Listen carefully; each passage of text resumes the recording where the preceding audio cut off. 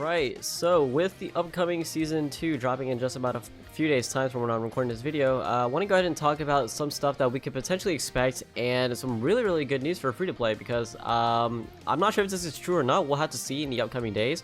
But apparently leaks on Twitter says to be taken with a pinch of salt, so grain of salt, take that as you will. It seems that for Season 2 we will have an event where it will be possible to obtain bond fragments by completing missions that will be exchanged for a Season 2 mage selection ticket. Now, he's not talking about the Gateway of Destiny or the Tropical Retreat event, where it will be possible to get ASTA Swimsuit Season 3. Ooh, what? Wow, okay. Okay, so apparently this ticket is potentially allowing us to get another unit from Season 2 for free. Maybe, I'm not too sure. Okay, like I said, please take this all with a grain of salt. But with this, so obviously we are getting one free Season 2 unit from our Gateway of Destiny, which I think a lot of people are going to be getting NOELLE, which is great and all. And then apparently we are going to have these bond fragments. Now, I have seen these files in game for a long while now, and we haven't had anything on JP or KR. But we're going to go take a look at the Season 3 event as well and talk about the units that will be dropping in the upcoming days. So that's going to be pretty cool. If y'all are new, drop a like and hit the sub as well. And then it does say, to be honest, even if we get all this as well and true in data, it means we will be able to choose one of the 3 new mages for Season 2, which is NOELLE, Charmy, and Gauche. With the Key of Reunion, get ASTA's swimsuit for free. I'm not sure how this is working, by the way. And then get a Season 2 mage selection ticket. This, I'm not sure if it's possible, but yeah, also potentially ASTA for free? I'm not sure, man. So when it came to the swimsuit event that apparently is going to be dropping at the same time as Season 2, we are going to have this, which is the, whole swimsuit event. Now, this event has been one of a kind. We really haven't had anything like this ever since it came out. This came out during Season 3, by the way. So it came out whenever we had Charmy, ASTA, and Vanessa, which at that time we didn't know what these teams were doing, and Charmy ended up being the best one out of the 3.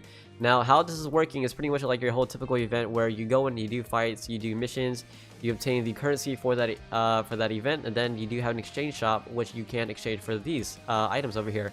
So with this event came with a brand new gear set which kind of benefited Charmy the most out of everyone. And then we were able to do these runs. You had different difficulties that were, I don't know why they made this the way it is, but they made it to where these stages or events were locked behind certain days. So like you would have to wait 18 hours to unlock stage 4, and then so on and so forth to unlock stage 5, 6, etc. I didn't like that. That was actually really dumb. So hopefully they don't keep it that way. But then yeah, these were different difficulties, and for each difficulty that you've taken on, you obviously got more rewards based on the difficulty of the event. So it was really cool actually. With the whole swimsuit summer themed event, it was actually pretty nice and refreshing to have something different in game. Then when it came to this, I believe we were talking about, okay, so these were the unit buffs that, so like if you had certain units from the events, so like for example, Season 2 is going to be dropping, and apparently this event is going to be dropping during Season 2 as well. Apparently if you had like Season 2, NOELLE, Charmy, and Ghost, you were gaining a buff to where drops would be increased more. So example, if you didn't have those units, then your drops will only be 3 of these and then 5 of these per every single run. But if you did have Charmy, NOELLE, Gauche, etc., then these drops were multiplied by a certain percentage, so you would get more per every run, which was honestly nice. But I think I like that because then it's like you get more of these and then you can exchange it for the exchange shop, and then have these items a lot faster than usual. So when it came, there was also a free battle pass as well, which is not too bad. So we were able to get some goodies there on top of the season battle pass. Okay, let me go back and see. Then do I go over the exchange shop? Hopefully I do. There is, okay, so here is ASTA, right? I'm not sure. Yeah, okay, so we did not get ASTA for free, by the way. So apparently they might make it to where that is the case. And if that's cool, then that's amazing. I think a lot of people would be happy about that. But then, begs the question, who are they going to drop for Season 3? I wonder. Who do y'all think will be dropping for Season 3? Because keep in mind, when it comes to Season 3 characters, it is this this Vanessa, and then this ASTA. So I'm not too sure, but let's go ahead and talk about the units real quick just to give you guys a generalized summary of what they are doing. Keep in mind, I have done showcases for all 3 already. They are on the channel, so if you want to watch it, go do so. I will do builds for them when they do release, so I didn't want to do it now because it's kind of pointless, but I'll do the builds whenever they do drop on the 19th, which is like 5 days time, which is kind of crazy to think about. Ghost here is going to be that support type unit, obviously really good. When all allies are HP equal to 80% or higher, you do gain weapon enhancement, which is increased damage done by 30%. Not too bad. Second skill is going to be the one where he really pops off the most. Applies increase all attack level 3 to the ally for 2 turns. 60% chance to grant an ally increase penetration level 2 for 2 turns. And then intense sunlight, which does provide increased damage dealt by 5%. Can be stacked up to 3 times, which is quite nice. So for a support unit, he plays that role perfectly. In my opinion, perfectly. I actually do like it a lot. Alright, and then moving on to his ultimate. Unfortunately, it's not the greatest, but then again, I did say I changed my mind in that video. But he uses 10% of his own HP to grant all allies a 30% fortify for 2 turns, grants all allies increased accuracy level 3 for 2 turns, and then grants all allies damage over time immunity for 2 turns. So for an ultimate, that's actually really bad. I mean, not really bad. It's actually really good. He's kind of playing that a little bit of support role when it comes to the whole damage over time, which is great. Increased accuracy, which is going to be more offense, and then a little bit of defense. So yeah, it's kind of like a combination of defense, offense, and then that support role, which is really, really nice, which I do like. So W support, I think he plays it perfectly. One of the best supports in the game, in my opinion. Combined attack is going to be increased crit rate level 5. Really nice, so just even more offense related. Then a 50% chance of applying 10% increased stamina to your partner, which speed, stamina, always a W. I will always take that every single time. Skill 2 is going to be upon using skill 2, grants a random ally intense sunlight. So even more damage that you are able to do. Unique passive is grants you HP recovery equal to 15% of your max HP when the duration of your buff ends once per wave. So again, this is to kind of counteract the whole removing 10% of his own HP to apply this. So it's not too bad. They do counteract it, and it's really good. So I like it. W support, really nice. But then again, I know a lot of people are not really interested just because Noelle, right? Which I will get to in just a second. So Charmy here is going to be probably the best healer in the game, okay?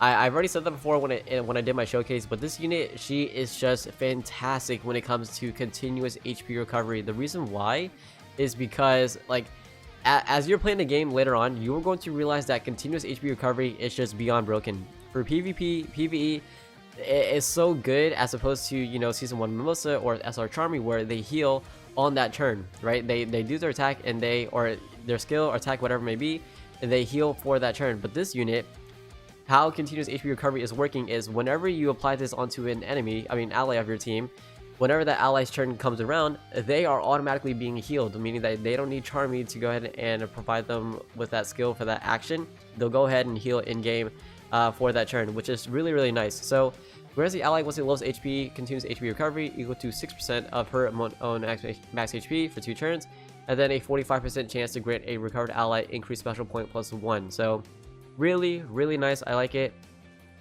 Skill 2 is going to be grants all allies continuous HP recovery equal to 4.5% of max HP, and then you are dispelling damage over time times 1 to all allies, which is really good. So if you are taking bleed, buoyant, burn, poison, whatever it may be, then this is going to be quite handy.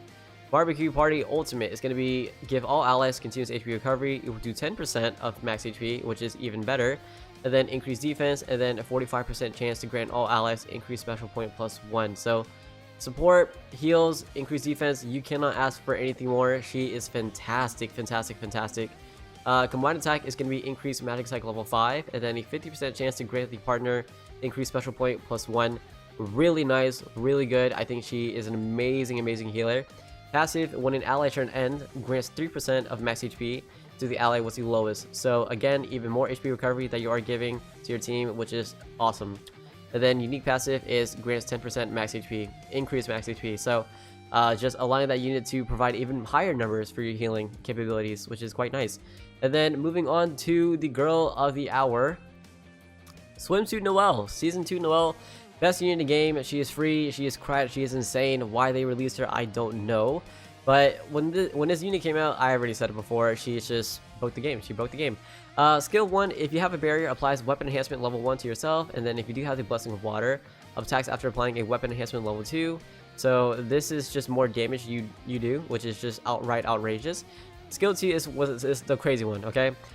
Gives an ally of your choosing designated Blessing of Water equal to 120% magic attack for 2 turns. This Blessing of Water is essentially the whole counterattack mechanic. I'll explain it to you in just a second here, but you're also granting all allies a barrier equal to 100% of magic attack, and then grants all allies 10% increased favored damage. So the reason why this is so broken and so good is because Blessing of Water gives you a barrier for the ally, and then anytime they are hit, then the unit with the Blessing of Water provides a counterattack for them. So let's just say you have the barrier, you proc this off on Noelle. Anytime that Noelle is hit while she has a Blessing of Water, anytime she is hit, if they don't remove the barrier, then she is counterattacking them, and she does have an AoE skill 1, which means that she is counterattacking them for a skill 1 of AoE damage, which is just beyond stupidly insane. Beyond insane. Ultimate here is going to be increased magic attack level 2, and then more increased attack level 2. So again, just even more damage that the unit has, just really good. And then combined attack, if you have your buff, attacks after applying a 15% increased damage to yourself, which is really great. And then passive, at the start of the wave, grant yourself a barrier equal to 10% of damage taken for 2 turns. Really nice. Passive is 10% increased magic attack. So yeah, I mean, this unit is free. She is good and she is insane. And then when it comes to potentially the free ASTA that we might be getting, he's not bad. He's a red defending unit, just like Black ASTA. His first skill is going to be 60% chance to dispel 1 buff from an enemy. Skill 2 is going to be transferring 1 debuff from all allies to himself, and then he removes all those debuffs. So against Lotus, which is going to be a commonly used PvP unit, this is insane. You're removing all the debuffs from your entire team to himself, and then he removes all of them upon using the skill 2. So for playing that debuff cleanse, he is really good at that. But to be honest with you, this unit isn't anything too crazy when he came out on JP KR. Maybe we didn't use him correctly, but just from what I've seen from JP and KR players and others as well, he was not exactly the best. So unless they decide to change his kit or people find a better way to use him, then I don't know. I'll do testing though. I do have access to this unit now, so maybe I can do a showcase to see how good or how bad he is. We'll see. But nonetheless, he is going to be free most likely, apparently from what Leaks is saying. So who knows? If he is free, then, you know, we can't complain, right? And then when it comes to the ultimate, you do have a 105% chance, or I'm sorry, 80% chance to inflict taunt on 1 enemy for 2 turns, and then a 25% chance to do AoE taunt on the entire enemy team, which is really good. Combined attack is 55% chance to inflict stun, which is great. And then passive, for each active taunt, it grants a 3% damage reduction taken. Really nice. Really, really nice. And then unique passive is, at the start of the battle, grants all allies status to change immunity for 1 turn, which I believe is the exact same thing that Mars has, right?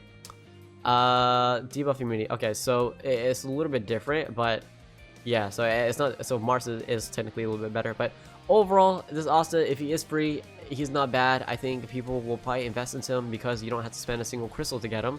But I will say, if you do have the SR ASTA built up already, then potentially he might be a unit that is not worth using as much. So, but anyways, that is everything you need to know about upcoming season 3, or not season 3, but season 2. The event, how it's working, and how the units are working for season 2 as well. But anyways, I'll end it there. Let me know your thoughts, and take care. Peace!